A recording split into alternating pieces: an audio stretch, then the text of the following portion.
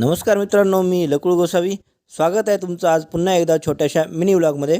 तर मित्रांनो, आपल्या कोकणात कच्च्या फणसाच्या गऱ्यांपासून कुरकुरीत असं फरसाण हमखास बनवलं जातं. तर आज आम्ही देखील कच्च्या फणसापासून असं कुरकुरीत फरसाण तयार करणार आहोत. सर्वप्रथम यासाठी लागणारा कच्चा फणस आणण्यासाठी मी गडगेसकलला गेलो. या ठिकाणी माझा मित्र संदीप गोसावी याच्या मालकीचे एक फणसाचे झाड आहे आणि या फणसाच्या झाडावर खूप फणस लागलेले होते. त्यापैकी सर्वात पहिलं मी एक फणस काढून घेतला. त्यानंतर वैशाली ताईच्या सांगण्यावरून मी अजून एक फणस काढून घेतला. अशा प्रकारे एकूण 2 फणस मी काढून घेतले. मस्तपैकी झून झालेले असे दोन्ही फणस घेऊन मी घरी आलो.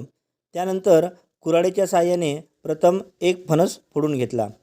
कुऱ्हाडीच्या साहाय्याने फणस फोडून झाल्यानंतर मग मी कोयत्याच्या साहाय्याने फणसाची शेडं काढली आणि ती आईकडे दिली. त्यानंतर मग आईने शेडांवरचा पाव काढून टाकला आणि त्यानंतर मग आम्ही सर्वांनी मिळून अगोदर फणसाचे गरे काढून घेतले. फणसाचे कुरकुरीत गरे खायला मिळणार म्हणून मुलेसुद्धा अगदी झपाट्याने कामाला लागली होती. फणसाचे गरे काढून झाल्यानंतर मग ते तळण्यासाठी आम्ही विळीच्या साहाय्याने बारीक करून घेतले. हेच काम थोडंसं कंटाळवाणं होतं. त्यानंतर बायकोने गॅसवर कढई ठेवली आणि त्यात तेल ओतून ते गरम करण्यासाठी ठेवले. तोपर्यंत एक पेला घेऊन त्या पेल्यात 2 चमचे मीठ व 1 चमचा हळद टाकून त्याचं पाणी तयार करून घेतलं. कढईतील तेल तापल्यानंतर मग फणसाचे बारीक केलेले कच्चे गरे हे तळण्यासाठी त्या कढईत टाकले आणि त्यानंतर मग थोड्या वेळाने ते हलवून घेतले.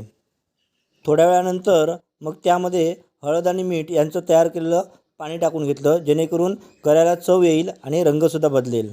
आणि मग थोड्याच वेळात तयार झाले कुरकुरीत असे गरे. मुले तर याचीच आतुरतेने वाट पाहत होती. मग काय, त्यांनी लगेचच डिश घेतली आणि गरे खायला सुरुवात केली. तर मित्रांनो, तुम्ही तयार केलात का असे गरे? कमेंटमध्ये नक्की सांगा. आणि आजचा हा मिनी व्लॉग आवडल्यास नक्की लाईक करा, कमेंट करा, जास्तीत जास्त शेअर करा. तोपर्यंत धन्यवाद.